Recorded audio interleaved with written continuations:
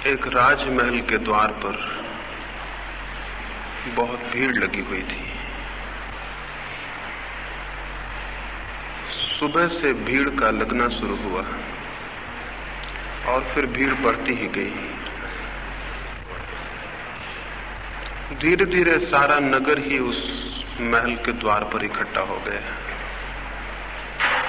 जो भी आया फिर भीड़ से वापस नहीं लौटा, वो खड़ा ही हो गए। कुछ बड़ी अजीब बात उस द्वार पर घट गई थी और सभी उत्सुक थे कि अंतिम परिणाम क्या होता है।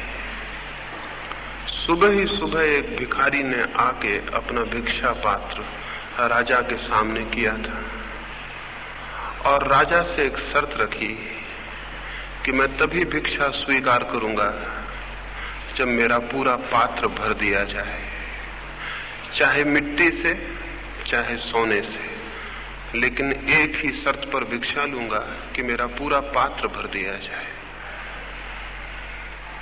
राजा ने कहा, बहुत भिखारी आए, लेकिन शर्त के सहित मांगने वाले तुम पहले व्यक्ति हो और राजा के द्वार पर तुमने मांगा है, तो मिट्टी से भरे जाने का तो सवाल नहीं, सोने से ही तुम्हारे इस छोटे से भिक्षा पात्र को भर देंगे। शर्त स्वीकार हो गई और राजा ने अपने मंत्री को आज्ञा दी, स्वर्ण मुद्राओं से भिक्षुक का पात्र भर दिया जाए। लेकिन राजा वचन देकर बहुत कठिनाई में पड़ गया। स्वर्ण मुद्राएं जो भी डाली गई उस भिक्षा पात्र में, उसे भरने में असमर्थ रही। मुद्राएं मंत्री लाकर डालते गए और भिक्षा पात्र अधूरा का अधूरा रहा। दोपहर हो गई, राजा के खजाने खाली होने लगे। भिक्षा पात्र न मालूम कैसा था कि भरता नहीं था और सांझ करीब आ गई और राजा के खजाने खाली हो गए। खजाने कितने ही बड़े हों, आखिर उनकी सीमा है, लेकिन भिक्षा पात्र कुछ ऐसा था कि भरने का उसने नाम न लिया और तब राजा घबराया। उस भिक्षु ने कहा कि क्षमा मांग ले, मैं वापस चला जाऊं, अपना वचन वापस ले ले। मजबूरी में राजा को क्षमा मांगनी पड़ी और प्रार्थना करनी पड़ी कि मुझे क्षमा कर दें, मेरी सामर्थ्य कम थी और मेरी समृद्धि कम थी और मैं तुम्हारे भिक्षा पात्र को न भर सका, लेकिन मान लूंगा कि क्षमा कर दिया गया हूं अगर इस रहस्य को बता दें ये भिक्षा पात्र किस जादू से बना है। उस भिक्षुक ने जो कहा वही महत्वपूर्ण है, उसी को मैं चर्चा का प्रारंभ बनाना चाहता हूं। उस भिक्षुक ने कहा, कोई जादू नहीं है, कोई आश्चर्य नहीं है। मरघट से निकलता था, एक मनुष्य की खोपड़ी मिल गई, उससे ही इस भिक्षा पात्र को बनाया है और मनुष्य की खोपड़ी कभी भी नहीं भरी, इसलिए भिक्षा पात्र भी कभी भरेगा नहीं। बहुत साधारण सा भिक्षा पात्र है, मनुष्य की खोपड़ी से बनाया है। पता नहीं कहानी कहां तक सच है, कहानी के सच होने का कोई सवाल भी नहीं है, लेकिन ये बात निश्चित ही सच है, मनुष्य का मन कुछ ऐसा बना है कि उसे भरना असंभव है। इस मनुष्य के मन को भरने में ही जीवन का सारा आनंद तिरोहित हो जाता है। इस मनुष्य के मन को भरने में ही जीवन की सारी शांति समाप्त हो जाती है और इस मनुष्य के मन को नहीं भर पाने से जो पीड़ा पैदा होती है, जो चिंता और दुख पैदा होता है, जो अवसाद, जो असफलता पैदा होती है, वही जीवन को नरक बना देती है। जो अशांति है हमारे जीवन की वो यही है कि जो भी हम करना चाहते हैं वो पूरा नहीं हो पाता, और जिस दिशा में भी हम दौड़ते हैं कहीं पहुंच नहीं पाते, और जो भी हमारा उपक्रम है वो हमेशा हमारी मनोकांक्षा को अपूर्ण ही छोड़ देता है, पूर्ण नहीं कर पाता। ये जो निरंतर हर दौड़ के आगे दीवार मिल जाती है और हर महत्वाकांक्षा असफल हो जाती है और हमारी कोई कामना तृप्त नहीं हो पाती, इससे ही जीवन अशांति और दुख से भर जाता है। क्या करें? मन को भरने की सब कोशिश अशांत कर जाती है, और मन की बड़ी कामनाएं हैं और मन की बड़ी इच्छाएं हैं और कोई भी इच्छा पूरी नहीं होती। स्वाभाविक है कि मनुष्य का छोटा जीवन निरंतर असफलताओं से पीड़ित हो जाए, दुखी हो जाए। ये क्यों नहीं मन भर पाता है? अगर इस बात को हम समझ लें तो आनंद को कहीं खोजने नहीं जाना होगा। यदि ये बात हमें दिखाई पड़ जाए कि मन को भरने की चेष्टा में ही सारा आनंद छिन जाता है, तो आनंद तो निरंतर उपलब्ध है। जीवन स्वतः ही आनंद है, लेकिन मन दुख है। जीवन आनंद है, मन दुख है। और हम सारे लोग जीवन को समर्पित कर देते हैं मन के लिए, और इसलिए जीवन भी दुख हो जाता है। जीवन समर्पित न हो मन के लिए, मन ही समर्पित हो जाए जीवन के लिए, तो जीवन आनंद हो जाता है। और दो ही सूत्र हैं। अगर जीवन को हम मन के प्रति समर्पित कर दें तो दुख के अतिरिक्त और कोई परिणति नहीं हो सकती, और यदि मन को हम जीवन के प्रति समर्पित कर दें तो आनंद को कहीं खोजने नहीं जाना है, वो निरंतर हमारे साथ है। क्यों मन अपूर्ण क्यों है? भरा क्यों नहीं जा सकता? क्यों भरना चाहते हैं? मन को क्यों भरना चाहते हैं? धन से, यश से, पद से क्यों मन को भरना चाहते हैं? सिकंदर हिंदुस्तान की तरफ आता था और तब डायोजनीज नाम के एक फकीर से उसका मिलना हुआ। वो मिलने गया। डायोजनीज मार्ग में था, नंगा फकीर था और एक टीन के बहुत बड़े पोंगरे में रहता था। पोंगरे में इसलिए कि उसे धक्का देके कहीं भी ले जा सकता था, तो मकान के साथ बंधने की उसे कोई जरूरत न थी, मकान उसके पीछे चलता था। सिकंदर ने सुना कि डायोजनीज यहां मार्ग में है, तो वो मिलने गया। उसने खबर पहुंचाई और जाके खबर की कि महान सिकंदर तुमसे मिलने आए। डायोजनीज ने कहा कि जो अपने को महान कहता है वो बहुत छोटा आदमी होगा। छोटे आदमियों को महान होने का पागलपन पैदा हो जाता है। मनुष्य के भीतर जो हीनता की ग्रंथि है वही उसके भीतर महत्वाकांक्षा को पैदा करती है, वही एम्बिशन पैदा करती है। भीतर जितनी हीनता होती है उतना उस हीनता को छिपाने के प्रयास में हम बड़े होने की चेष्टा करते हैं। वो हीनता मिट जाए भीतर से, वो जो इन्फीरियरिटी है, वो जो ना कुछ होने का, नोबडी होने का भीतर बोध है, वो हम समबडी होकर, कुछ होकर, कोई होकर उसे भर लेना चाहते हैं। डायोजनीज ने कहा कि जिसे ये ख्याल है कि मैं महान हूं वो जरूर छोटा आदमी होगा। फिर भी तुम कहते हो वो मिलने आना चाहते हैं तो जरूर आए। सिकंदर आया मिलने।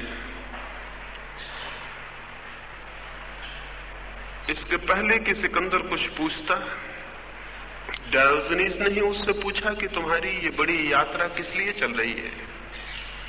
देखता हूं महीने से फौजें निकल रही हैं, युद्ध का सामान निकल रहा है, कहां जा रहे हो, क्या इरादे, किस यात्रा पर निकले हो? सिकंदर ने कहा कि एशिया जीतना है, हिंदुस्तान जीतना है, सारी दुनिया जीतनी है, उसी यात्रा पर हूं।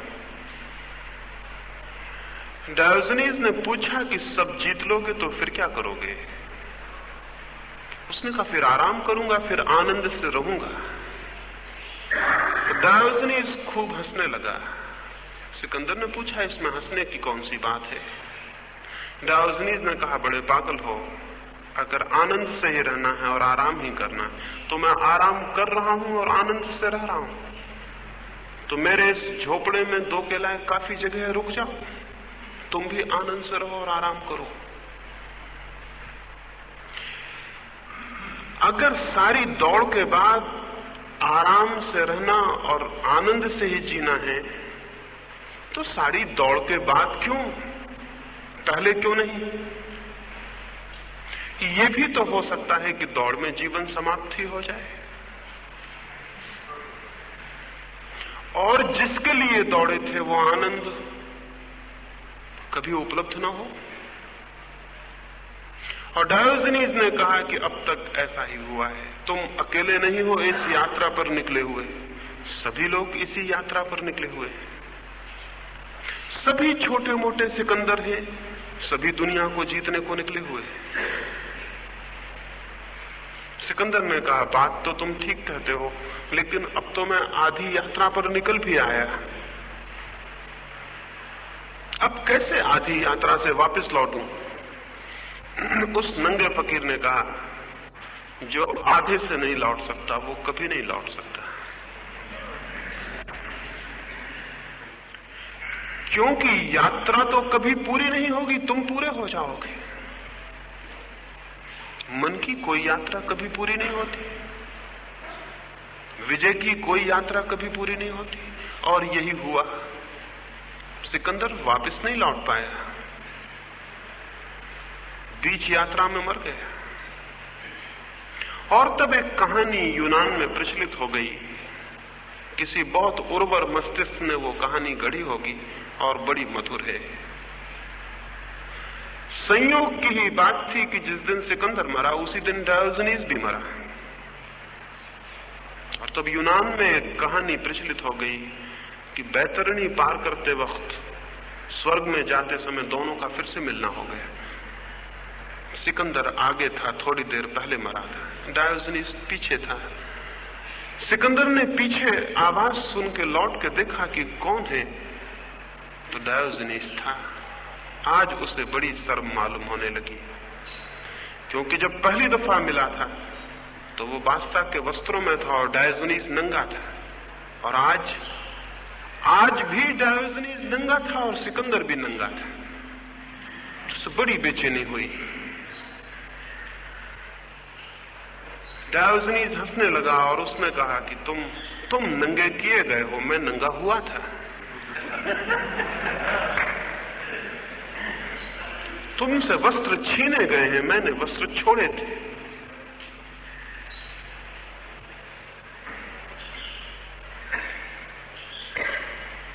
उस दिन तुम्हें ख्याल रहा होगा तुम्हारे पास कुछ है, और तुमने सोचा होगा इसके पास कुछ भी नहीं। जो मेरे पास उस दिन था आज भी मेरे पास है, और जो तुम्हारे पास उस दिन था आज तुम्हारे पास नहीं है।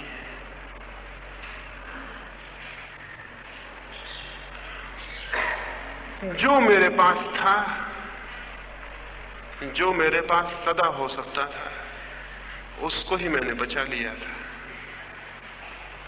जो तुम्हारे पास था और सदा तुम्हारे पास नहीं हो सकता था, उसको ही पाने का तुमने श्रम किया था। बातचीत करके सिकंदर ने टालना चाहा।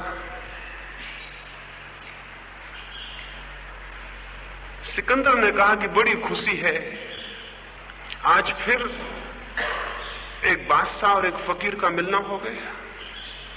डायोजनीस हंसा और उसने कहा कि यही भूल उस दिन भी हुई थी, वही भूल फिर हो रही है। तुम ठीक ही कहते हो, एक बादशाह और एक फकीर का मिलना, लेकिन थोड़ी भूल करते हो कि कौन बादशाह है कौन फकीर है। बादशाह पीछे है, फकीर आगे है। सिकंदर आगे था, डायोजनीस पीछे था। क्योंकि मैं सब कुछ पाके लौट रहा हूं और तुम सब कुछ गंवा के लौट रहे हो।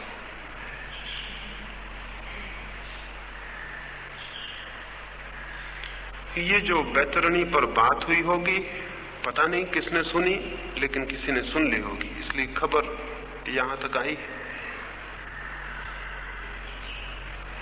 दो ही तरह के लोग हैं, एक वे जो जीवन की संपदा कमा लेते हैं और आनंद को उपलब्ध हो जाते हैं, और एक वे जो मन की दौड़ में पड़ते हैं, जीवन को गंवा देते हैं, आनंद को भी, और केवल दुख और अशांति को उपलब्ध कर पाते हैं। सिकंदर उस दिन रो रहा था। डायोजनीस पहले भी हंस रहा था, अब भी हंस रहा था। असल में क्या है इस मन की दौड़ में? ऐसा प्रतीत तो होता है कि कुछ मिल रहा है, छोटा मकान बड़ा बन जाता है, छोटी जमीन बड़ी हो जाती है, छोटा राज्य बड़ा हो जाता है, थोड़ी मुद्राएं ज्यादा हो जाती हैं, थोड़े लोग फूल मालाएं नहीं, बहुत लोग फूल मालाएं पहनाते हैं, छोटे गांव के चुनाव में नहीं, बड़े गांव के चुनाव में जीत हो जाती है। लेकिन क्या होता है इस सब में कि मन वहीं के वहीं अधूरा, दुखी और पीड़ित रह जाता है। कोई बात है, बात यह है, हमारा खालीपन भीतर है। वो जो एम्प्टीनेस है, वो जो खालीपन है जिसको हम भरना चाहते हैं, वो भीतर है। और मन जो भी कमा के लाता है वो बाहर होता है। खालीपन है भीतर और मन की सारी कमाई होती है बाहर। एक तरफ मन इकट्ठा करने लगता है और भीतर का खालीपन भीतर बना रहता है, उसमें कोई अंतर नहीं पड़ता है, उसमें कोई भेद नहीं पड़ता है। इसलिए छोटा मकान बड़ा मकान हो जाता है। वो जो आदमी छोटे मकान में रहता था वो बड़ा नहीं हो पाता बड़े मकान में जाने से। वो भीतर का खालीपन भीतर बना रहता है, उसमें कोई फर्क नहीं पड़ता। अमेरिका का करोड़पति एंड्रू कार्नेगी मरा तो उसके पास कोई 4 अरब रुपए थे। संभवतः सर्वाधिक संपत्ति उसके पास थी उन दिनों। उसके एक मित्र ने पूछा कि एंड्रू, तुम तो शांति से और आनंद से मर रहे होगे। एंड्रू ने कहा, कैसी शांति, कैसा आनंद, कुछ भी तो नहीं कर पाया। 10 अरब कमाने की मेरी योजना थी, कुल 4 ही कमा पाया। 4 और 10 की थी योजना। क्या सोचते हैं? 4 उसने ऐसे कहा जैसे 4 रुपए, 4 अरब रुपए थे। कुल 4 ही कमा पाया हूं, 10 की योजना थी। क्या सोचते हैं 10 कमा लेता तो फर्क पड़ता? नहीं पड़ता, क्योंकि जब तक वो 10 कमाता तब तक योजना 100 की हो जाती। योजना हमसे आगे चलती है, मन हमसे आगे चलता है। हम जहां होते हैं मन हमसे बहुत आगे होता है। हम जितना आगे बढ़ते हैं मन और आगे बढ़ जाता है। हम जहां भी पहुंचते हैं पाते हैं मन से हमेशा पीछे है, और पीछे होना दुख से भर देता है, पीड़ा से भर देता है। और फिर सारा श्रम करके जो हम कमा पाते हैं, चाहे वो धन हो चाहे यश, सबको कमा के हम पाते हैं भीतर का खालीपन मौजूद है, वैसा का वैसा मौजूद है। छोटी बच्चों की किताब है अलाइस इन वंडरलैंड। अलाइस नाम की लड़की परियों के मुल्क में चली गई। जमीन से परियों के देश तक यात्रा करने में थक गई, भूख लगाई। वो जैसे परियों के मुल्क में पहुंची, उसने देखा बड़ी शीतल हवाएं हैं, सूरज निकल रहा है, सुबह हो रही है, और दूर एक वृक्ष के नीचे घनी छाया में परियों की रानी खड़ी है। हाथ में मिठाइयां हैं, फल हैं, और बुला रही है। पास ही थोड़ी ही दूर पर, जरा भी देर नहीं कि अलाइस वहां पहुंच सकती, वो बुला रही, भूखी है अलाइस। उसने भागना शुरू किया। वो दौड़ती गई। थोड़ी देर में उसे एक अजीब अनुभव होने लगा। वो दौड़ रही है, तेजी से दौड़ रही है, लेकिन फासला कम नहीं होता, डिस्टेंस उतने का उतना। वो रानी अब भी उतनी ही दूर खड़ी दिखाई पड़ती है जितनी दूर तब थी जब उसने दौड़ना शुरू किया। दोपहर हो गई, सूरज ऊपर आ गया। वो थक के पसीने से चूर होकर गिर पड़ी और उसने चिल्ला के पूछा कि क्या बात है? मैं सुबह से दौड़ रही हूं, दोपहर हो आई, लेकिन तुम्हारा वृक्ष, तुम्हारी घनी छाया, तुम्हारे फूल, तुम्हारे फल, तुम्हारे मिलने की आशा दूर क्यों होती जाती है? उतने के उतने दूर होती जाती है। अब भी मैं देखती हूं कि फासला उतना ही, फासला बहुत कम होगा। उसने चिल्ला के पूछा। रानी ने कहा, सोच विचार में मत पड़ो, समय है कम, सूरज ढलने को हुआ, दौड़ो। समय है कम, सोच विचार में मत पड़ो, सूरज ढलने का वक्त हुआ जाता, सूरज उतरने लगा पश्चिम में, दौड़ो, भागो, कोशिश करो। वो लड़की फिर दौड़ने लगी। समय था कम, सांझ हो जाएगी, सूरज डूब जाएगा, अंधेरा गिराएगा, फिर कैसे दौड़ेगी? अभी कम से कम दिखाई पड़ता है, फासला है, लेकिन फिर भी पैरों में ताकत है, बाहर रोशनी है। फिर दौड़ने लगी। सांझ भी हो गई, सूरज भी डूबने लगा। अब तो वो घबरा आई और उसने चिल्ला के कहा कि कैसी दुनिया है तुम्हारी? सुबह से सांझ हो गई दौड़ते दौड़ते, फासला खत्म नहीं होता, अंदर मिटता नहीं। कैसी दुनिया है, कैसी अजीब दुनिया है, क्या पागलपन है ये? उस रानी ने कहा, तुम अभी बच्ची हो। जो बूढ़े हैं वो जानते हैं जिस दुनिया से तुम आ रही हो उस दुनिया में भी फासले मिटते नहीं है। उसने कहा, तुम अभी बच्ची हो, जानती नहीं हो। तुम जिस दुनिया से आ रही हो उस दुनिया में भी जो बूढ़े हैं वो जानते हैं फासले वहां भी मिटते नहीं है। दौड़ता है आदमी सुबह से सांझ तक, बचपन से बुढ़ापे तक। घनी छाया दिखाई पड़ती है आगे, आशा आगे दिखाई पड़ती है, सब हो जाएगा, आ जाओ, सोचो मत, समय है कम, दौड़ो। लेकिन अंत में पाया जाता है फासला उतना ही है जितना जब यात्रा शुरू की थी। मरते वक्त आदमी आनंद से उतना ही दूर होता है जितना जन्म के समय, उससे कोई फर्क नहीं पड़ता है। जन्म से लेकर मृत्यु तक की यात्रा अलाइस इन वंडरलैंड वाली यात्रा है। कहीं कोई पहुंचता नहीं, कभी कोई कहीं नहीं पहुंचा। और किसी दुनिया में, परियों की दुनिया में नहीं, मनुष्यों की दुनिया में कभी कोई कहीं नहीं पहुंचा। कोई रास्ता कहीं नहीं ले जाता, कोई रास्ता कहीं नहीं ले जाता है। सब रास्ते केवल रास्ते हैं, उनके पीछे कोई मंजिल नहीं है। चलते हैं, जीवन चुक जाता है, पहुंचते नहीं, पहुंचना असंभव है। और इस न पहुंचने में पीड़ा बढ़ती जाती है, इस न पहुंचने में पीड़ा बढ़ती जाती है। और जैसे जैसे ये स्पष्ट होने लगता है कि सूरज ढलने लगा, मौत करीब आने लगी, शक्ति क्षीण होने लगी, और दौड़ कहीं ले जाती नहीं मालूम पड़ती, अशांति गहन से गहन होती चली जाती है। तो जो युवा हैं वे तो फिर भी भ्रम में दौड़ लेते हैं, लेकिन जो बूढ़े हो गए, जिनका युवा होने का भ्रम टूट गया, उनकी कठिनाई और गहरी हो जाती है, और गहरी हो जाती है। और जिस चीज से दौड़ते हैं,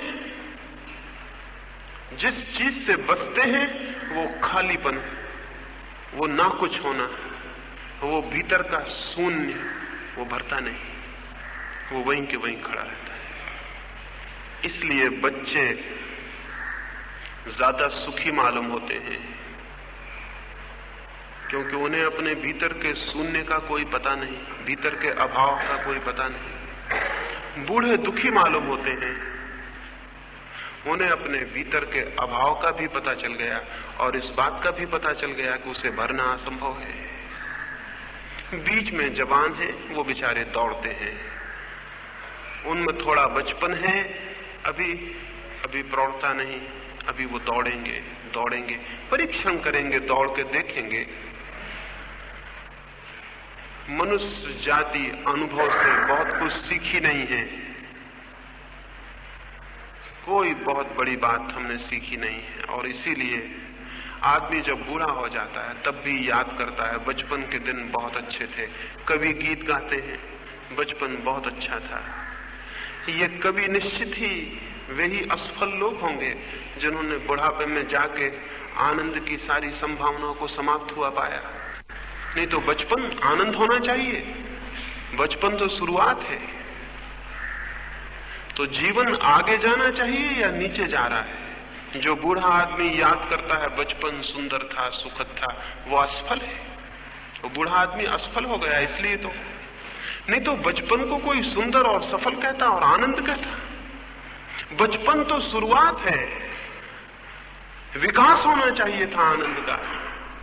बुढ़ापे तक पहुंचते पहुंचते आनंद के शिखर उपलब्ध होने चाहिए थे, तो आनंद के कोई शिखर उपलब्ध नहीं हुए। इसलिए कवि गीत गाते हैं बचपन के सुखी होने के। ये असफल जीवन का परिणाम होगा। नहीं तो बचपन की कौन याद करेगा? बचपन में क्या था? कुछ भी तो नहीं था, सिर्फ अभाव का बोध नहीं था। युवा होते होते अभाव का बोध पैदा होता है, बूढ़े होते होते अपनी असामर्थ्य का पता चलता है कि कोई अभाव पूरा नहीं होता, और तब पूरा जीवन एक फ्रस्ट्रेशन, एक अशांति। पश्चिम में इधर पिछले 50 वर्षों में कुछ बहुत विचारशील लोगों ने आत्मघात किए। आत्मघात तो दुनिया में हमेशा से होते रहे हैं, लेकिन आत्मघात किए थे उन लोगों ने जो विचारशील नहीं थे। इधर 50 वर्षों में एक नई घटना घटी है मनुष्य के इतिहास में। आत्मघात किए हैं उन्होंने जो विचारशील है। स्टीफन ज्विग और उसकी पत्नी दोनों ने आत्मघात किया, और आत्मघात के पहले एक मित्र को एक पत्र में लिखा कि हम जीवन को इसलिए छोड़ रहे हैं कि हम इसमें कोई भी सार्थकता नहीं पाते, कोई मीनिंगफुलनेस नहीं है, कोई अर्थ नहीं है। निजिंस्की नाम के एक नृत्यकार ने आत्मघात किया और अपने मित्रों को लिखा कि तुम भी कर लेना। जो लोग जिंदा हैं उनके जिंदा होने का सिवाय कायरता के और कोई कारण नहीं है। निजिंस्की ने लिखा, जो लोग जिंदा हैं उनके जिंदा होने का सिवाय कायरता के, कावर्ड होने के और कोई कारण नहीं है, क्योंकि जिंदगी में न तो कोई अर्थ है और न कोई आनंद है। हम सोचते थे कि जो कायर है वो आत्मघात कर लेते हैं। निजिंस्की सोचता है जो जिंदा है वो कायर, जो आत्मघात कर लेते हैं वो साहसी लोग हैं। बात तो कुछ अर्थपूर्ण मालूम पड़ती है। क्या है जिंदगी में जिसके लिए जीते हैं? क्या है? कौन सी ऐसी बात है जिसके लिए जिए? और अगर कुछ भी नहीं है जिंदगी में, फिर क्यों जी रहे हैं? मरने का एक भय है इसलिए जी रहे हैं, मरने से एक डर है इसलिए जी रहे हैं, और क्या जीने में है? कोई आनंद नहीं है, कोई कृतार्थता नहीं है, कोई धन्यता का भाव नहीं है, कोई संगीत नहीं भीतर फूटा है, कोई फूल नहीं खिले हैं आत्मा में, कोई सुगंध नहीं, कोई प्रकाश नहीं। फिर किस लिए जी रहे हैं? लेकिन निजिंस्की की बात थोड़ी दूर तक ही सही है। अगर ये तय हो जाए कि जीवन में आनंद संभव नहीं है तो बात सही है, लेकिन मैं आपसे ये निवेदन करना चाहता हूं, जीवन तो आनंद है। हम आनंद को किसी गलत दिशा में खोज रहे हैं, इसलिए आनंद उपलब्ध नहीं होता है। मैंने सुना है कि पेकिंग के पास से एक यात्री निकलता था। उसने एक छोटे से बच्चे को पूछा, जिस रास्ते पर जा रहा था उस तरफ से एक बच्चा आता था, उससे पूछा कि मैं पेकिंग जा रहा हूं, कितनी यात्रा करनी पड़ेगी? उस बच्चे ने कहा, बहुत लंबी यात्रा, हजारों मील की यात्रा करनी पड़ेगी, पेकिंग बहुत दूर है। उस व्यक्ति ने कहा, लेकिन हजारों मील की? मुझे तो किसी ने कहा था कुछ ही मील पर है। उस बच्चे ने कहा, जिस तरफ आप जा रहे हैं उस तरफ से पूरा जमीन का चक्कर लगाइएगा, तब पेकिंग पहुंच पाइएगा। ऐसे तो पेकिंग पीछे है और 1.5 मील का फासला है, लेकिन उस तरफ आपकी पीठ है। आनंद तो बहुत निकट है, लेकिन अगर हमारी पीठ हो उसकी तरफ तो क्या हो सकता है? तो पेकिंग तो हजारों मील के बाद आ भी जाएगा, आनंद नहीं आ पाएगा। हजारों मील के बाद भी नहीं आ पाएगा। पीठ उसकी तरफ हमारी हो तो कैसे आ पाएगा? हमारी पीठ है आनंद की तरफ। जिस आदमी का ध्यान मन की तरफ है उसकी पीठ आनंद की तरफ है। और हमारा सारा ध्यान मन को भरने की तरफ है। ये जो हमारे मन को भरने की आकांक्षा है, इसे थोड़ा समझना जरूरी है, तो शायद हमारा ध्यान जीवन की स्फुरना की तरफ आ जाए, जहां आनंद है। आनंद को पाना नहीं है। जो भी चीज पाने की जैसी मालूम पड़े वो मन की आकांक्षा है। आनंद हमारा स्वभाव है, उसे पाना नहीं है। अगर हम पाने की दौड़ छोड़ कर देख सकें तो आनंद निरंतर उपलब्ध है। इसलिए मैं ये नहीं कह रहा हूं आपसे कि आप आनंद पाने में लग जाएं, पाने की दौड़ में। कुछ धार्मिक लोग ये समझाते हुए पाए जाते हैं, वो कहते हैं आनंद को खोजो, परमात्मा को खोजो, वो कहते हैं मोक्ष को खोजो। ये जो भाषा है खोजने की, गलत है। खोजते उसे हैं जिसे हम खो सकते हो। परमात्मा को खोया नहीं जा सकता। परमात्मा को खोना असंभव है, इसलिए खोजने की बात नासमझी से भरी है। खोजते उसे हैं जो हमारा स्वरूप ना हो, हमारा स्वभाव ना हो। इसलिए संसार खोजा जाता है, परमात्मा पाया जाता है। उसे खोजा नहीं जाता, वो है, वो निरंतर है। और जिसे हम खोज के पालेंगे वो एक दिन फिर खो सकता है। उसके होने की कोई निश्चय नहीं है। सिकंदर ने आखिर बादशाहत पा ही ली थी, लेकिन वो खो गई। मन जो भी खोज के पा लेता है वो खो जाएगा। मन स्वरूप को नहीं जान पाता और सब कुछ जान लेता और सब कुछ खोज लेता है। इसलिए मैं ये नहीं कहता हूं आनंद को खोजें, परमात्मा आनंद है, ये मैं नहीं कहता हूं। मोक्ष को खोजें, ये मैं नहीं कहता हूं।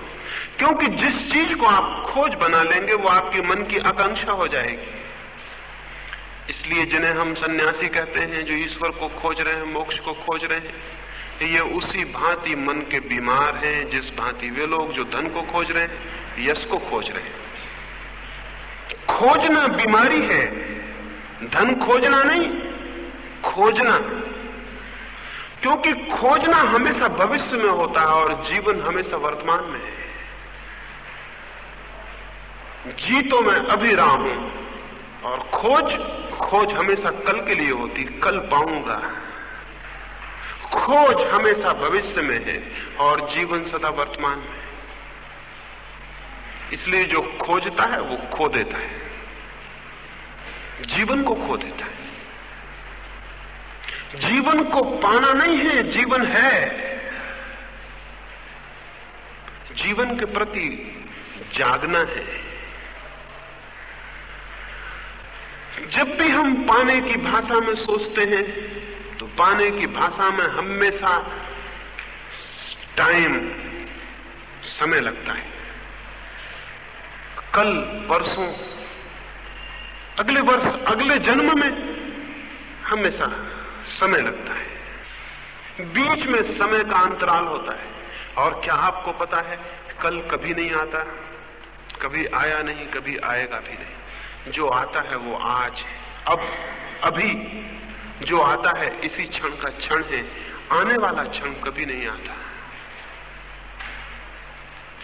उस आने वाले क्षण की खोज में हम उस क्षण को गंवा देते हैं जो है। भविष्य की खोज में वर्तमान को खो देते हैं। तो स्मरण रखिए, धर्म, सत्य, आनंद या परमात्मा भविष्य में नहीं है। मोक्ष भविष्य में नहीं है, तो इसी क्षण है, अभी और यहां। तो यदि मेरा मन कुछ भी न खोजे और मैं केवल उसे जानूं जो है, तो वो उपलब्ध हो जाएगा जिसे हम खोज के भी नहीं खोज पाते। जो है, अगर मैं उसे जानूं, अगर मैं उसमें जाग जाऊं, लेकिन नहीं, हम जीते हैं आगे की तरफ। कुछ लोग जीते हैं पीछे की तरफ, कुछ लोग जीते हैं आगे की तरफ। इसलिए ये दोनों तरह के लोग कभी भी जीते नहीं हैं। जो पीछे की तरफ जीता है वो अतीत में जीता है, पास्ट जो बीत गया, स्मृति में। बूढ़ा आदमी अतीत में जीता है, पीछे की तरफ। उसके आगे कुछ भी नहीं बचता, अब आगे होती मौत। इसलिए पीछे की स्मृतियों में जीता है। बूढ़ा आदमी हमेशा लौट लौट के पीछे देखता रहता है। बूढ़ी कौमें, बूढ़े देश भी पीछे की तरफ जीते हैं। हमारी मुल्क है, बूढ़ा देश है, वो पीछे की तरफ जीता है।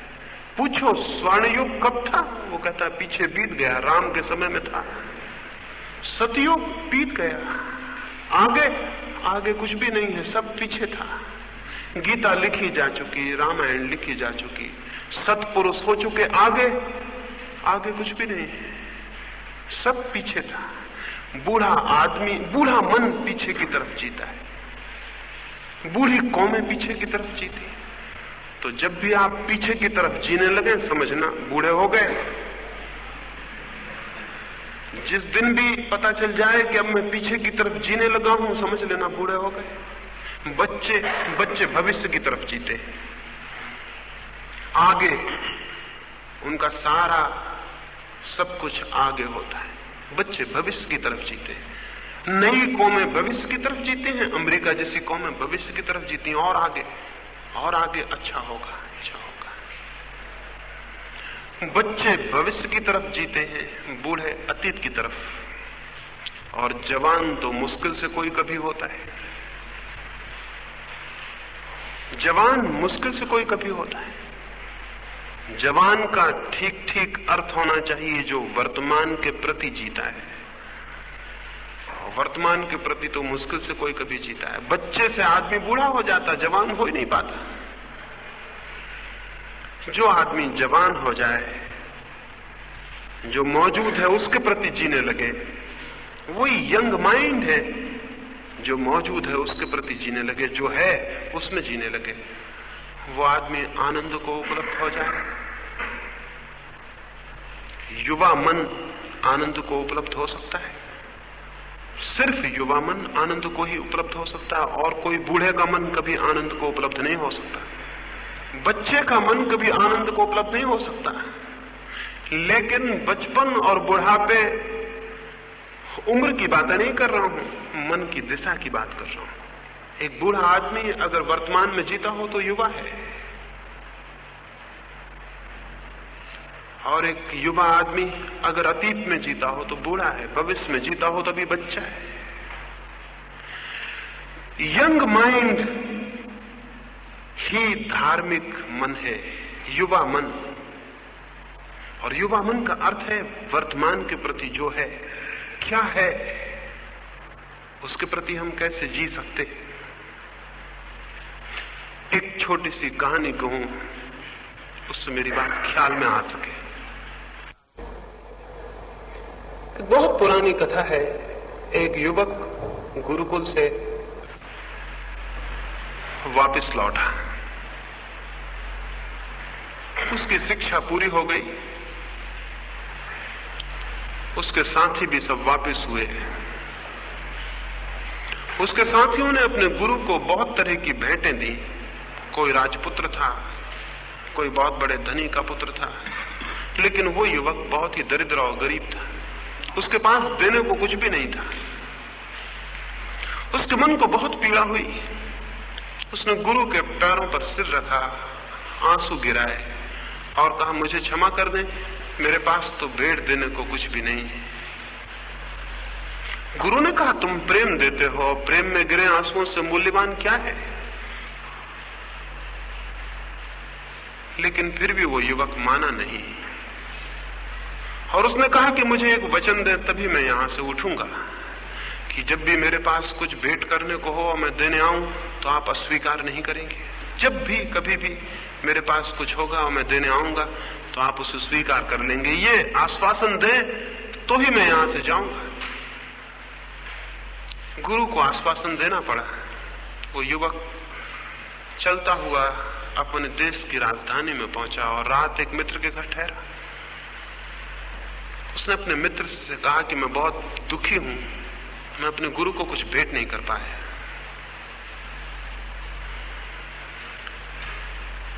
उस मित्र ने पूछा, क्या भेंट करना चाहते हो? वो गरीब का लड़का था, इसलिए उसका गणित ज्यादा नहीं जा सका। उसने कहा, 5 स्वर्ण मुद्राएं मुझे मिल जाएं तो मैं गुरु को भेंट कर दूं। 5 स्वर्ण मुद्राएं भी इकट्ठी उसने कभी नहीं देखी थी। उसके मित्र ने कहा, तुम निश्चिंत सो जाओ, सुबह थोड़े जल्दी उठाना। यहां का जो राजा है वो पहले याचक को, उसके द्वार पर जो पहला भिखारी होता है, जो भी मांगता है देता है, तो तुम थोड़े जल्दी चले जाना और राजा से 5 स्वर्ण मुद्राएं मांग लेना। वो युवक रात भर नहीं सो सका, बहुत जल्दी द्वार पर पहुंच गया राजा के। राजा निकला तो वो अकेले ही था। उस युवक ने कहा कि मैं पहला याचक हूं, क्या आप मुझे वचन देंगे कि मैं जो भी मांगूंगा वो आप देंगे? उस राजा ने कहा, न केवल आज के बल्कि मेरे पूरे जीवन के तुम पहले याचक हो, अब तक कोई आया ही नहीं। देश बहुत समृद्ध है, कोई मांगने आता नहीं, तुम पहले ही याचक हो, तुम जो भी मांगोगे मैं जरूर दूंगा। युवक सोच के आया था, 5 स्वर्ण मुद्राएं मांग लूंगा। उसने पूछा, जो भी मैं मांगूंगा वही देंगे? उस राजा ने कहा, जो भी तुम मांगोगे। 5 की संख्या बड़ी हो गई। उसने सोचा, जब राजा कहता है जो भी मैं मांगूंगा वही देगा, तो क्यों ना 500 मांग लूं, या 5000 या 5 लाख। गणित का जाल तो बड़ा है। वो चिंता में पड़ गया कि क्या मांगू, क्योंकि जो भी मांगने को हुआ ज्ञात हुआ कि संख्याएं और भी आगे शेष है। राजा ने देखा चिंतित हो तो उसने कहा कि तुम सोच लो, मैं बगिया का एक चक्कर लगाऊं, तुम विचार कर लो। राजा गया, संख्याएं अपनी अंतिम सीमा पर पहुंच गईं, जहां तक उसने गणित सीखा था वहां तक। और तब उसे बहुत दुख होने लगा कि मैंने गणित की संख्याएं और क्यों ना सीख ली। आज उसे तकलीफ मालूम हुई कि और ज्यादा संख्याएं आती होती, ये मौका हाथ से जाता है। राजा करीब आने लगा, वो बहुत बेचैनी में था। वो भूल गया 5 स्वर्ण मुद्राएं, भूल गया गुरु, भूल गया देना। तो संख्याएं थी और संख्याएं थी। तभी उसे अचानक ख्याल हुआ कि संख्याओं में न पढ़ूं तो अच्छा, मैं कितना ही मांगूंगा पता नहीं पीछे कितना शेष रह जाए जो जीवन भर दुख दे। क्योंकि जो हमारे पास होता है वो सुख नहीं देता, जो हमारे पास नहीं होता वो दुख देता है। तो उसने सोचा कि मैं सभी मांग लूं कि जो भी तुम्हारे पास है सब दे दो, पीछे कुछ शेष नहीं रहेगा, गणित में झंझट नहीं रहेगी। जैसा मैं आया हूं 2 कपड़े पहने हुए, वैसे 2 कपड़े पहने हुए आप बाहर हो जाएं, सारा राज्य सारी संपत्ति मुझे दे दे। राजा आया, वो खुश हुआ, उसने कहा मालूम होता है तुमने निश्चय कर लिया, बोलो। उस युवक ने नीचे आंख करके बहुत संकोच में कहा कि सब मुझे दे दें, जो भी आपके पास है उसमें से कुछ भी बचाए नहीं। 2 कपड़े आप पर छोड़े देता हूं, वो भी बड़ी कठिनाई से मन में छोड़ा होगा। 2 कपड़े जाते हैं, लेकिन थोड़ा शिष्टाचार भी तो ख्याल में रहा होगा कि नंगा भेजें राजा को तो थोड़ा ठीक नहीं। ऐसे तो इतना शिष्टाचार भी जब रुपए मिलते हो तो कौन ख्याल रखता है, नहीं तो दुनिया में इतना नंगापन कैसे होता है, इतनी गरीबी कैसे होती, इतना कौन ख्याल रखता है जब पैसे आते हो। फिर भी युवक बहुत विचारवान रहा होगा, बहुत शिष्ट, इसलिए 2 कपड़े उसने छोड़े। नहीं तो दुनिया में कितने लोग हैं जिनके पास कपड़े नहीं है। हम में से हम लोगों ने कपड़े भी नहीं छोड़े। खैर उसने राजा को कहा कि सब छोड़ जाएं, ये 2 कपड़े आप पहने निकल जाएं, जैसे मैं द्वार से भीतर आया आप बाहर हो जाएं। सोचा था राजा घबरा जाएगा, लेकिन घबराने की नौबत लड़के को ही आ गई। राजा ने हाथ जोड़े आकाश की तरफ कहा, हे परमात्मा, जिसकी मुझे प्रतीक्षा थी वो आ गया। कितनी प्रार्थनाएं की तब तूने उस आदमी को भेजा है। उस युवक को गले लगा लिया और कहा भीतर जाओ और मैं बाहर जाता हूं, परमात्मा तुम्हें सुखी रखे। वो युवक बहुत घबरा आया, इसकी कल्पना न थी, इसका कोई ख्याल भी नहीं था। उसने राजा को रोका बाहर जाते, राजा को कोई ठहरे 1 मिनट, क्या आप जाते हैं सब छोड़कर? राजा ने कहा छोड़ दिया और मैं जा चुका, तुम भीतर जाओ। वो युवक बोला रुक जाएं, एक मौका मुझे सोचने का और दें। मैं अनुभवी नहीं हूं, मैंने जीवन नहीं देखा, लेकिन जो आप कर रहे हैं मुझे एक क्षण और सोचने का दें। आप एक बार और बगीचा घूम आए। उस राजा ने कहा मुश्किल है, मैं नहीं जा सकूंगा घूमने अब, और सोच विचार के लिए जीवन पड़ा है, इतनी जल्दी क्या है, संभालो इस सबको, सोचते विचारते रहना और मुझे जाने दो। इतनी जल्दी क्या है, अभी तो तुम उम्र भी कम है, सोचना विचारना। आखिर मैंने भी जिंदगी सोचा विचारा, तुम भी सोचना विचारना। उस युवक ने कहा कि नहीं, वो पैर पकड़ लिए उसने राजा के, वो कहा आप एक मौका मुझे दें। राजा फिर गया, जो होना था वही हुआ। लौट के युवक को वहां नहीं पाया, वो भाग गया था। वो 5 स्वर्ण मुद्राएं भी छोड़ गया था। वो घर पहुंचा तो बहुत खुश था। उसके मित्रों ने कहा मिल गई मुद्राएं। उसने कहा कि मुद्राएं तो नहीं मिली, लेकिन मुद्राएं पाने का ख्याल ही चला गया, और तब जो मुझे मिल गया है इसकी मुझे कल्पना भी नहीं थी। आज जीवन में मैं पहली दफा शांत हूं। आज मन पे कोई महत्वाकांक्षा नहीं है। आज चीजें एकदम जैसे सन्नाटे से भर गई हैं, भीतर सब मौन हो गया, भीतर कोई दौड़ नहीं है। आज मैंने आंख खोलकर जो देखा और जाना है उसने मेरी सारी दौड़ तोड़ दी। लेकिन कितने लोग हैं जो आंख खोल के इस भांति देखेंगे और जानेंगे? हमारी सारी शिक्षा, हमारा सारा समाज दौड़ सिखाता है। हमारी सारी संस्कृति दौड़ सिखाती, पूरब की भी पश्चिम की भी, इससे फर्क नहीं पड़ता, दौड़ सिखाती, मन को दौड़ सिखाती है। छोटी कुर्सी से बड़ी कुर्सी और बड़ी कुर्सी की तरफ यात्रा करवाती है, और जो सबसे ऊपर की कुर्सी पर पहुंच जाता है, चाहे जीवन खो देता हो वहां पहुंचने में, फिर हम उसे फूल की मालाएं पहनाते हैं, खूब ताली बजाते हैं और शोरगुल मचाते हैं। उसको ऊपर खड़े देखकर बाकी सारे लोगों के मन में भी वहीं पहुंचने की आकांक्षा जगती और दौड़ पैदा होती है। इस दौड़ में न कभी कोई शांत हुआ है, न हो सकता है, क्योंकि शांति थी भीतर अभी और यहीं, और दौड़ ले गई बाहर, कभी और कहीं, कहीं दूर ले गई। लेकिन कभी आप अपने साथ रहे हैं? कभी एकाध क्षण को अपने साथ मुश्किल से कोई रहता है। मित्रों के साथ लोग रहते हैं,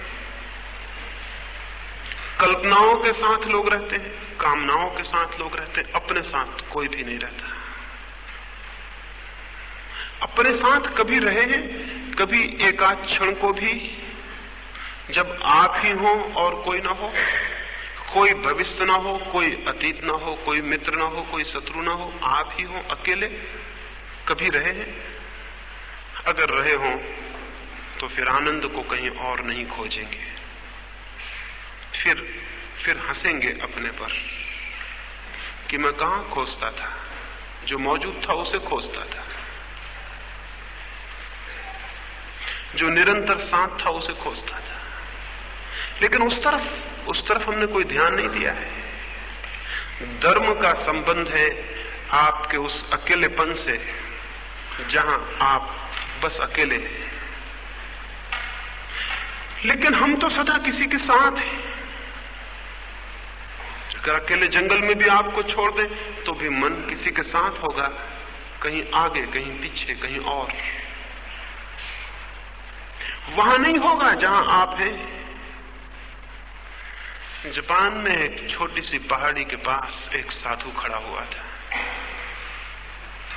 और 3 मित्र सुबह सुबह घूमने निकले थे। तो उन्होंने पहाड़ी पर खड़े उस साधु को देखा और मन में सोचा कि साधु सुबह सुबह यहां क्या करता होगा, क्या कर रहा है। और जैसे कि हम सब विवाद में पड़ जाते हैं फिजूल की बातों पर, वे 3 भी विवाद में पड़ गए। और उनमें से एक ने कहा कि ऐसा मालूम पड़ता है उसकी गाय कभी कभी खो जाती है, तो वो पहाड़ी पर खड़े होकर देखता होगा कि मेरी गाय कहां है जंगल में, वो उसी को खोजता हुआ मालूम पड़ता है। लेकिन दूसरे मित्र ने कहा कि उसे देख के ऐसा नहीं मालूम पड़ता कि वो कुछ खोज रहा है, उसे देख के तो ऐसा मालूम पड़ता है कि कोई मित्र उसके साथ आया होगा, वो पीछे छूट गया, वो उसकी प्रतीक्षा कर रहा है। लेकिन तीसरे ने कहा उसे देख के ऐसा भी नहीं मालूम पड़ता कि वो किसी की प्रतीक्षा कर रहा हो, क्योंकि प्रतीक्षा करने वाला लौट लौट के पीछे देखता है, वो तो खड़े ही है। ऐसा भी नहीं मालूम पड़ता कि खोज रहा है, क्योंकि बिल्कुल स्थिर मालूम होता है, उसकी आंखें कहीं भटकती हुई कुछ खोजते हुए नहीं मालूम पड़ती। तो मैं तो समझता हूं वो परमात्मा का स्मरण कर रहा है, प्रार्थना कर रहा है। तीनों में विवाद हो गया और तब कोई रास्ता नहीं रहा तय करने का। तो उन्होंने कहा कि चलो हम थोड़ा चढ़ें और चले और उससे ही पूछ लें कि तुम यहां क्या कर रहे हो। वो तीनों गए और उस साधु के पास पहुंचे, और पहले मित्र ने उस साधु से पूछा आप क्या कर रहे हैं, क्या आपकी गाय खो गई है, आप उसे खोज रहे हैं? उस साधु ने कहा कैसी गाय, किसकी गाय, मेरा कुछ भी नहीं है, खोएगा कैसे? मेरा कुछ भी नहीं है, खोएगा कैसे? मैं कुछ भी नहीं खोज रहा हूं। दूसरे मित्र ने कहा कि तब ठीक, कोई आपके साथ आया होगा, कोई मित्र, वो पीछे छूट गया, आप उसकी प्रतीक्षा कर रहे हैं। उसने कहा कैसा मित्र, कैसा शत्रु, मेरा ना कोई मित्र है ना कोई शत्रु है। और कैसा साथ, मैं बिल्कुल अकेला आया और बिल्कुल अकेला हूं और अकेला जाऊंगा। मैं किसी की प्रतीक्षा नहीं कर रहा। तब तो निश्चित ही था कि तीसरा सही है, और उस तीसरे ने पूछा तब तो ठीक है। निश्चित ही आप परमात्मा का स्मरण कर रहे हैं। उस आदमी ने कहा, कैसा स्मरण, किसका स्मरण? यदि परमात्मा है तो मैं परमात्मा हूं, तो परमात्मा परमात्मा का कैसे स्मरण करे? किसका स्मरण, किसकी प्रार्थना? मैं किसी की स्मरण नहीं कर रहा हूं, किसी की प्रार्थना नहीं कर रहा हूं। वो तीनों बड़ी हैरानी में हो गए। उन्होंने पूछा, फिर आप क्या कर रहे हैं?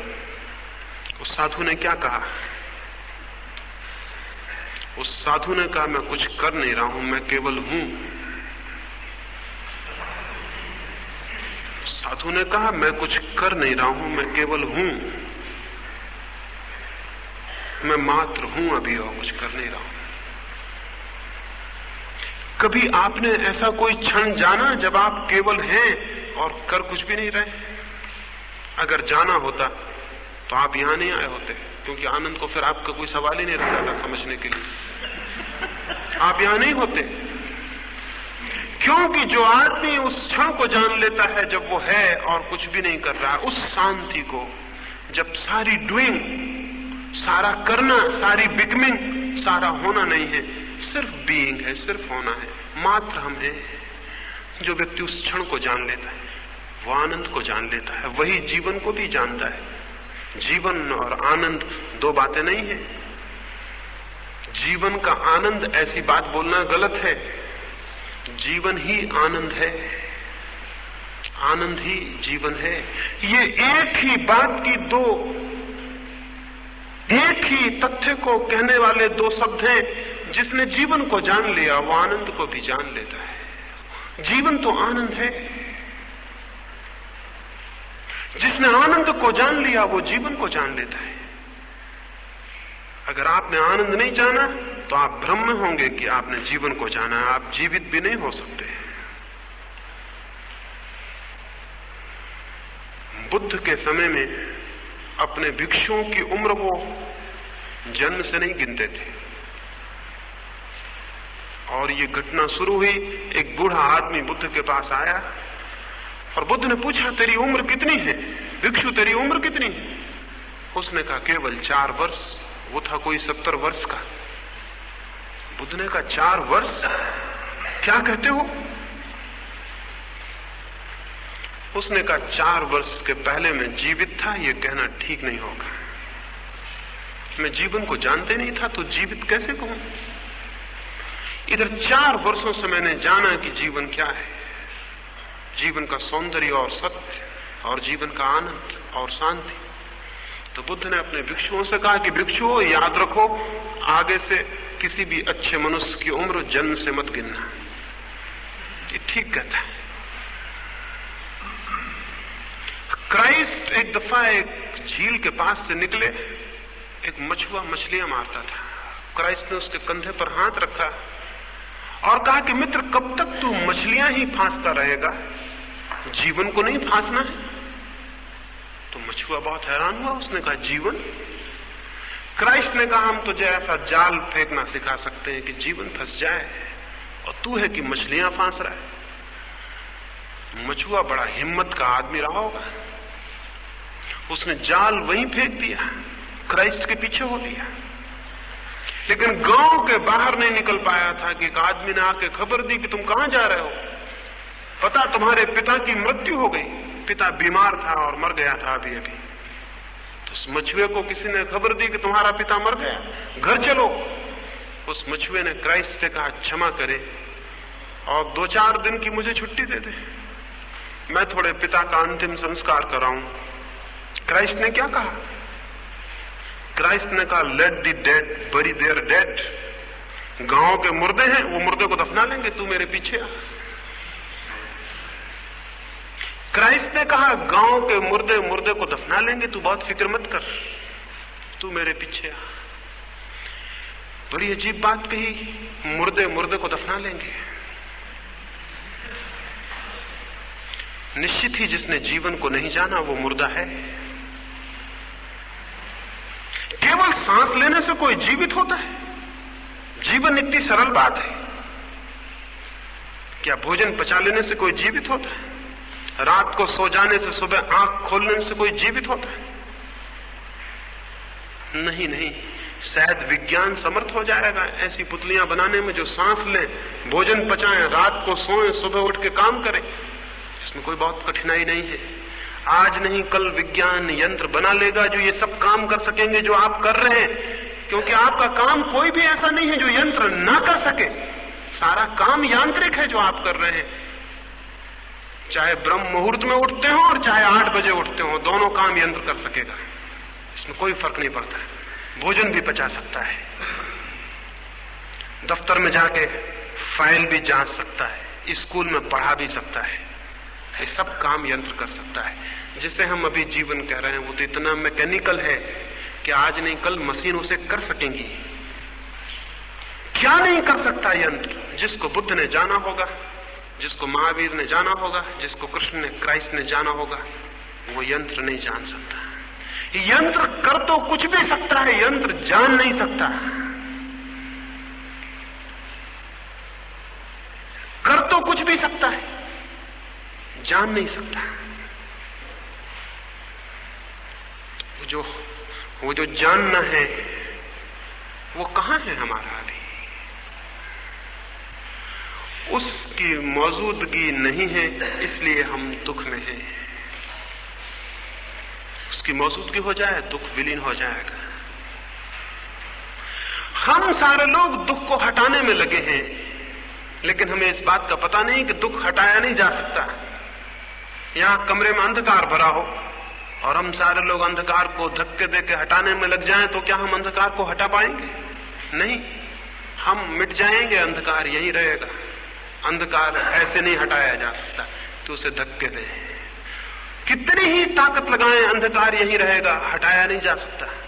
लेकिन एक दिया जला लिया जाए, फिर अंधकार को हटाना नहीं पड़ता, वो पाया ही नहीं जाता है, वो होता ही नहीं। असल में अंधकार है ही नहीं। अंधकार की अपनी कोई सत्ता, अपना कोई एग्जिस्टेंस नहीं है।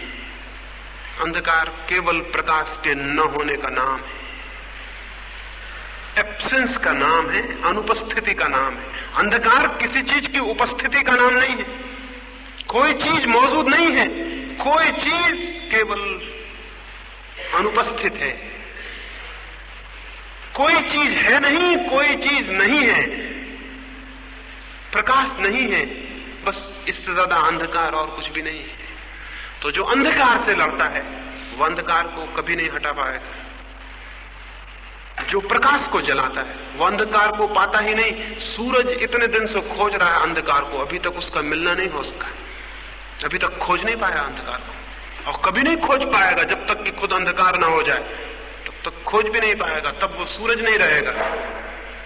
सूरज कभी अंधकार नहीं खोज पाएगा, दिए ने कभी अंधकार नहीं जाना।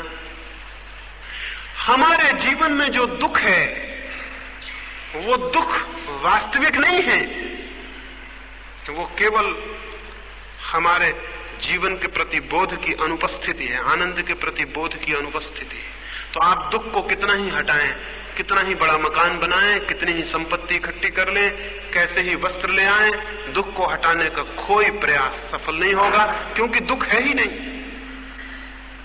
आनंद लाया जा सकता है, आनंद का दिया जल जाए तो दुख नहीं पाया जाता है। दुनिया में दो तरह के लोग हैं, दुख से लड़ने वाले लोग और दुख में ही टूट जाने वाले लोग, और आनंद को जगाने वाले लोग और आनंद को पालने वाले लोग। और आनंद मैंने कहा कहीं और नहीं है, साथ है, हमारे प्राणों का स्पंदन है। तो कभी अकेले हों, 24 घंटे में कुछ क्षण के लिए अकेले हो जाएं, थोड़ी देर के लिए अपने साथ हों। अपने से इतने डरते क्यों हैं? और अपने साथ होने को जो राजी नहीं है वो निश्चित अपने से घृणा करता होगा, अपने को इस योग्य न समझता होगा कि अपने से मित्रता की जाए। दूसरों को इस योग्य समझता है कि उनके साथ घंटों रहा जाए, अपने को इस योग्य भी नहीं समझता कि अपने साथ कुछ देर रहा जाए।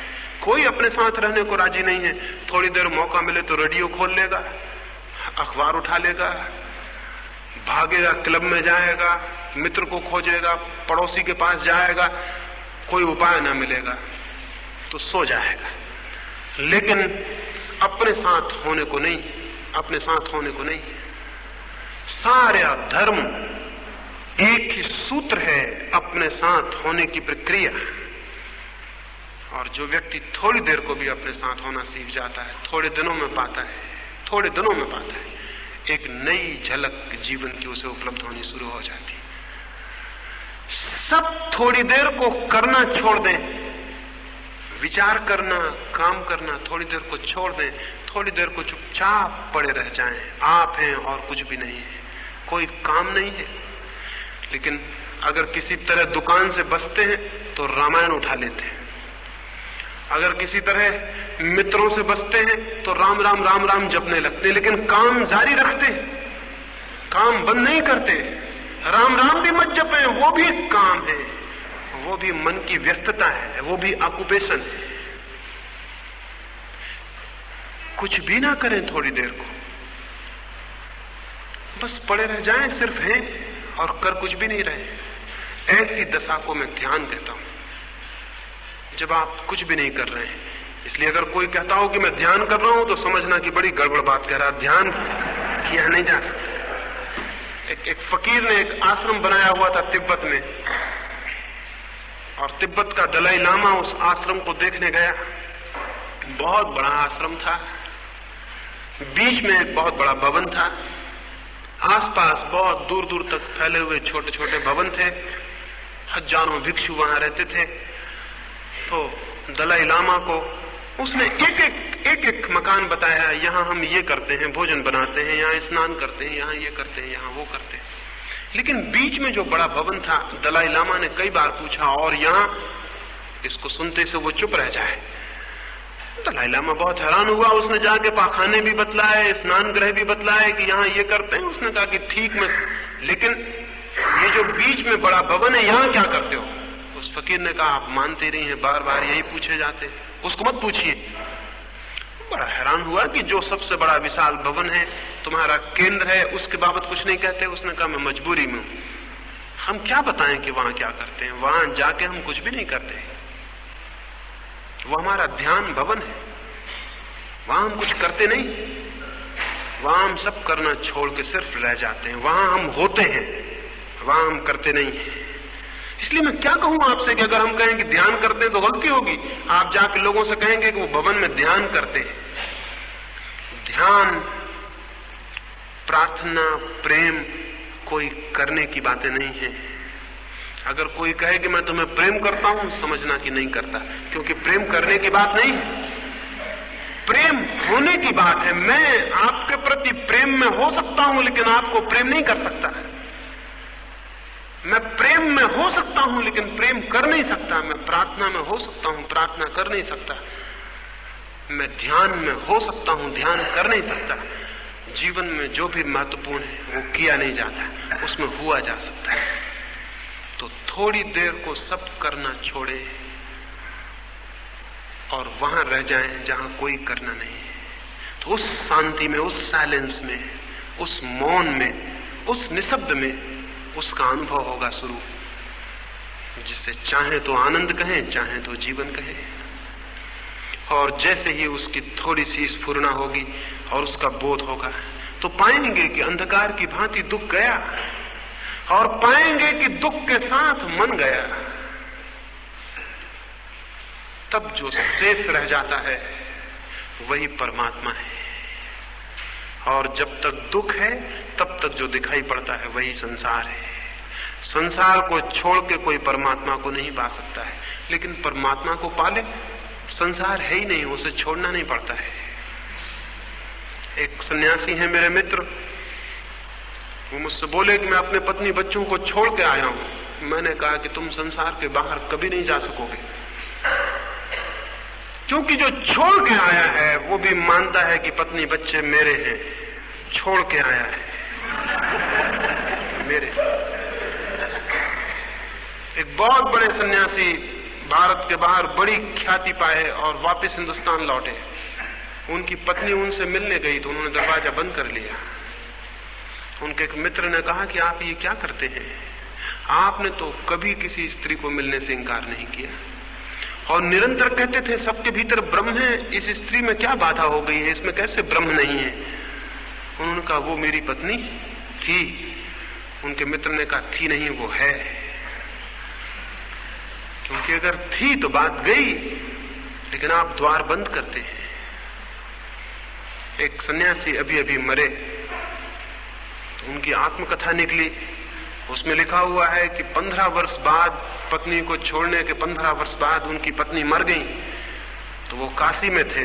उन्होंने 15 वर्ष बाद पत्नी के मरने की खबर मिली तो कहा कि झंझट छूटी। मैं बहुत हैरान हुआ, झंझट थी, 15 वर्ष पहले पत्नी को छोड़ आए थे।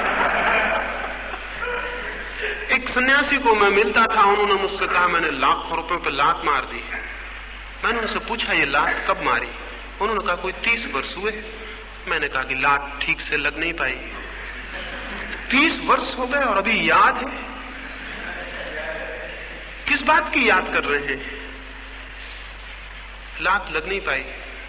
रुपए जहां के तहां हैं, आप भी वहीं के वहीं हैं, कोई फर्क नहीं पड़ा। 30 वर्ष पहले सड़क पर अकड़ के चलते रहे होंगे कि मेरे पास लाखों रुपए हैं। अब 30 साल से फिर अकड़ के चल रहे हैं कि मैंने लाखों को लात मार दी। पहली अकड़ फिर भी ठीक थी, दूसरी अकड़ बहुत खतरनाक है। क्योंकि पहली अकड़ सबको दिखाई पड़ती थी, दूसरी अकड़ अब किसी को दिखाई नहीं पड़ेगी, बहुत सूक्ष्म है। ये भागने वाले लोग परमात्मा को नहीं पाते। जो संसार से भागता है वो संसार को मान लेता है। जो संसार से भागता है वो संसार को मान लेता है कि वो है और उससे भागने लगता है। संसार से भागने वाला कभी परमात्मा को नहीं पाता। जो परमात्मा को पा लेता है वो पाता है कि संसार है ही नहीं, जो भी है परमात्मा है। पत्नी उसे छोड़नी नहीं पड़ती, पत्नी परमात्मा हो जाती है। उसे किसी से भागना नहीं पड़ता, क्योंकि भागेगा किससे? जो भी है परमात्मा है, तो भागेगा किससे?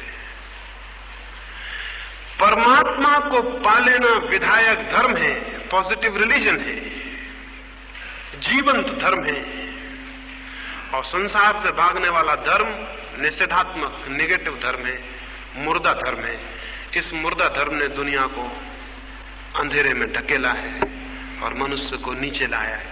मनुष्य के जीवन में जो कुछ भी बुरा घटित हुआ है वो विधायक धर्म के अभाव के कारण और निषेधात्मक धर्म के प्रचार के कारण। तो मैं आपसे निवेदन करता हूं, परमात्मा, आत्मा, आनंद, जीवन की खोज बड़ी विधायक खोज है, कोई निषेधात्मक नहीं, कोई नेगेटिव नहीं, कुछ छोड़ने की और भागने की खोज नहीं। और ये खोज भी कोई भविष्य की खोज नहीं है कि कल मैं पाऊंगा। जो है वो अभी मौजूद है। अगर मैं आंख फिराऊंगा तो अभी और इसी क्षण पा सकता हूं। उसे मैं पाया ही हुआ हूं, उसे मैंने कभी खोया नहीं है। दुख हमने कमाया है, आनंद हमने कभी खोया नहीं है। दुख हमारी कमाई है, आनंद हमारा स्वभाव है। अगर हम आंख उठाएं और स्वयं को देखें, दुख विलीन हो जाएगा और तब सारा जीवन आनंद है। तब जिन्हें हम दुख की घटनाएं समझते थे वे भी दुख की घटनाएं नहीं है। क्राइस्ट को सूली पर लटकाया तो लोगों ने समझा कि बहुत दुख दे रहे हैं। उन्हें पता नहीं था ऐसे आदमी को दुख नहीं दिया जा सकता, क्योंकि ऐसा आदमी आनंद को जानता है। तो क्राइस्ट सूली पर लटक गए और अंत में उन्होंने प्रार्थना की कि हे परमात्मा, ये नहीं जानते कि क्या कर रहे हैं, इनको माफ कर देना। मैं नहीं समझता कि क्या मतलब है इसका। इसका मतलब है ये नहीं जानते ये क्या कर रहे हैं, इनको माफ कर देना। ये नहीं जानते कि जिस आदमी को ये दुख दे रहे हैं उसको दुख नहीं दिया जा सकता। ये भूल में है, नासमझी में है, ये गलती में है। एक बार आनंद की झलक जीवन को घेर ले, फिर कोई दुख नहीं है, फिर मृत्यु भी नहीं है, दुख भी नहीं है। तब हम जानते हैं उसे जिसकी कोई मृत्यु नहीं होती, जानते हैं उसे जो अमर है, जो अमृत है। लेकिन ये ख्याल मत करना कि तब आप बच रहेंगे। आप नहीं बचेंगे। जो बच रहेगा वो आपसे बहुत भिन्न बात है। आपका नाम धाम नहीं है वो, आपकी उपाधि नहीं है वो, आपकी कमाई, आपकी संपत्ति और पद नहीं है वो। आपके भीतर कुछ है जो आपसे ज्यादा बड़ा है। आपके भीतर कुछ है जो आपसे बहुत ऊपर है। आपके भीतर कुछ है जो आपसे बहुत गहरा है। वही परमात्मा है। उसे जाना जा सकता है, उसे जिया जा सकता है, और प्रत्येक व्यक्ति अधिकारी है उसे पाने और जीने का। जो खोते हैं अधिकार, उनका जिम्मा खुद उनके ऊपर है, किसी और के ऊपर नहीं। एक एक बीज से वृक्ष पैदा होता है और हर बीज समर्थ है कि वृक्ष को पैदा कर सके, लेकिन एक एक मनुष्य से परमात्मा पैदा नहीं हो पाता, जबकि हर मनुष्य समर्थ है कि परमात्मा को जान सके, जी सके। अधिक मनुष्य व्यर्थ ही जीते और समाप्त हो जाते हैं। तो मैं निवेदन करूंगा, थोड़ा अपने साथ जिए और जो भी बाधा देता मालूम पड़े अपने साथ जीने में उसको विदा करें।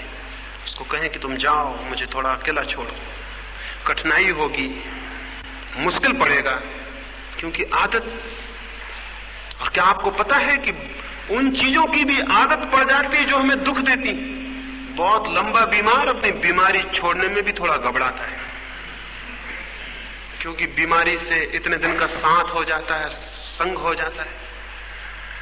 बीमारी छोड़ने में फिर अकेलापन लगता है। लंबे बीमार बहुत गहरे मन से बीमारी छोड़ना नहीं चाहता।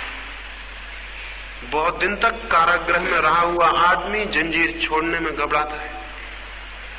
जंजीर से भी प्रेम हो जाता है। तो हम अपने दुख से भी प्रेम करते हैं, बातें करते हैं उसे छोड़ने की, लेकिन उसे हम प्रेम करने लगते हैं। और जिन जिन बातों से हमारा चित्त गहरे से गहरे दुख में जाता है, उन्हीं पर निरंतर विचार करते हैं, उन्हीं को पकड़े रहते हैं।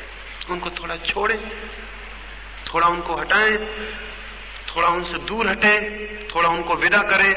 और एक सूत्र जीवन में ख्याल रखें, सबके साथ रहें, लेकिन अपना साथ न छोड़ें, अपना साथ पकड़े रहें। जर्मनी में एक हार्ट नाम का साधु हुआ। वो जंगल में था, एक वृक्ष के नीचे बैठा था। उसके कुछ मित्र शिकार करने को गए थे, तो उन्होंने सोचा कि अकेला बैठा है, बहुत परेशान होगा, कि चलो इसे कंपनी दें, इसे थोड़ा साथ दें। और ऐसे कई दयालु लोग हैं जो दिन रात दूसरों को कंपनी दे रहे हैं। कई दयालु लोग हैं, वो यही काम कर रहे हैं, दूसरों को साथ देने का। वो बेचारे गए और उन्होंने एक हार्ट से कहा कि मित्र, तुम अकेले बैठे हो, बहुत बुरा लगता होगा, हमने सोचा कि चलो तुम्हें साथ दें। एक हार्ट ने उनकी तरफ देखा होगा, मित्रों मैं अपने साथ था, तुमने आके मुझे मुझसे दूर कर दिया है। एक हार्ट ने कहा कि मैं अपने साथ था, तुमने आके मुझे मुझसे दूर कर दिया है।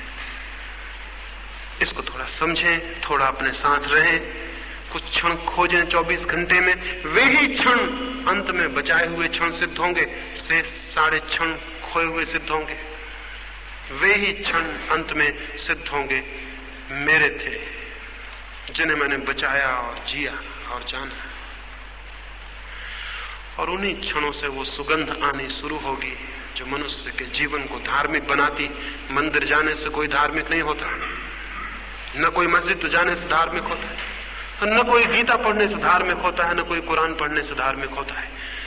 अपने एकांत में स्वयं में डूबने से वो सुगंध आनी शुरू होती है जो धर्म की है। और जो व्यक्ति जितना अपने में डूबता है, बड़ी आश्चर्य की बात है, उतना ही उसके जीवन में प्रेम, उतना ही उसके जीवन में अहिंसा, उतना ही उसके जीवन में आनंद न केवल उसे मिलता है बल्कि बढ़ना शुरू हो जाता है।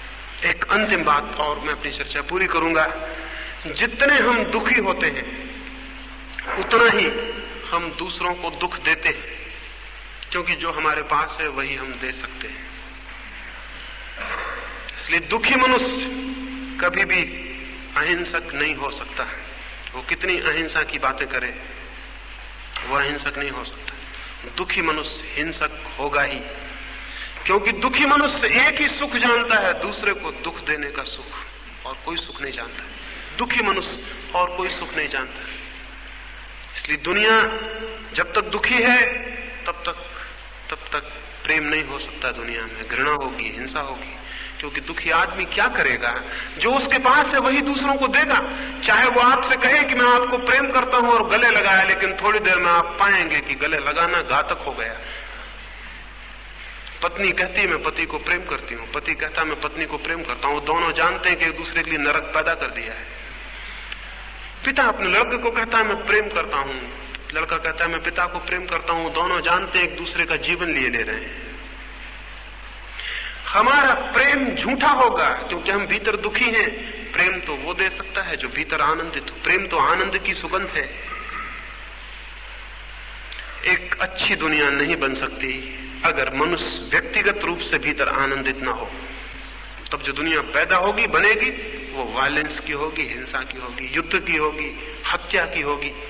अभी हमने कितनी तैयारी कर रखी है? हमने तैयारी कर रखी है सारे मनुष्य को समाप्त करने की, सारी मनुष्य जाति को समाप्त करने की। 2 महायुद्धों में 10 करोड़ लोग हमने हत्या किए। जिन लोगों ने हत्या की है बड़े दुखी होंगे, तब तो इतनी हत्या हुई, नहीं तो कैसे होती।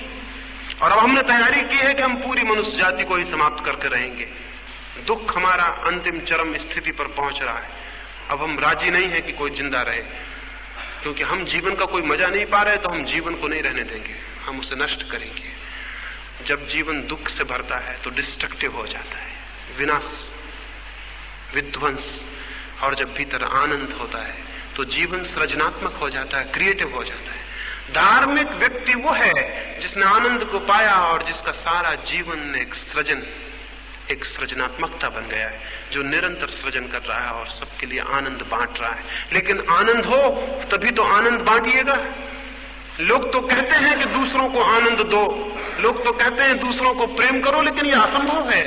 जब तक भीतर आनंद न हो, जब तक भीतर प्रेम न हो, तब तक यह असंभव है। अपना आनंद खोजिए और उसके द्वारा आप सारी दुनिया के लिए आनंद खोजते हैं। अपने भीतर आनंद का दिया जलाइए, उसके द्वारा आप सारी दुनिया में प्रेम के दिए जलाने का मार्ग प्रशस्त करते हैं। कोई दूसरा ये नहीं कर सकेगा, आपका पड़ोसी नहीं कर सकेगा, आपको ही करना होगा। परमात्मा करे कि न केवल आपके भीतर आनंद की ज्योति जगे, बल्कि वो ज्योति संक्रामक हो जाए और दूसरे लोगों तक भी फैल जाए। क्योंकि शायद अगर हम थोड़े से मनुष्यों में भी आनंद की ज्योति जगाने में समर्थ न हो सके, तो मनुष्य जाति समाप्त हो सकती है, समाप्त हो सकती है।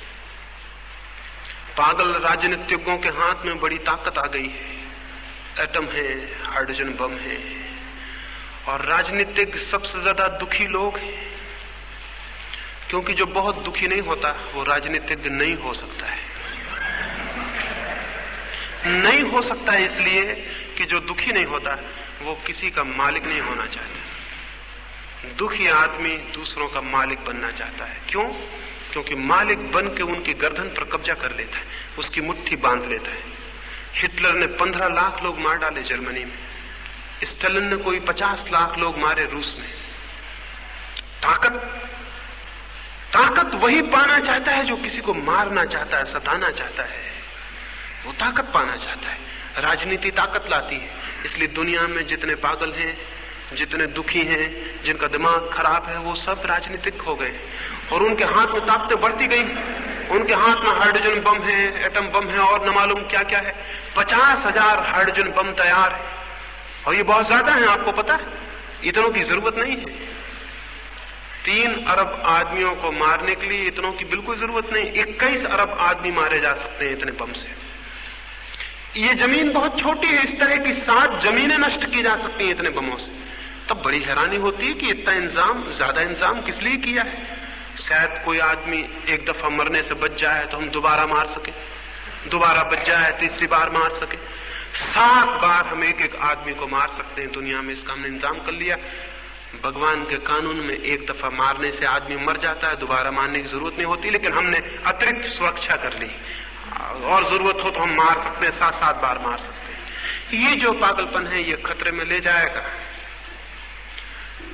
तो इस वक्त धर्म और इस वक्त वैयक्तिक आनंद की ऊर्जा का जग जाना न केवल एक एक व्यक्ति का कल्याण है, बल्कि समस्त मनुष्य, समस्त जीवन के कल्याण में है। परमात्मा करे उस दिशा में आपको ले जाए जहां आप हैं।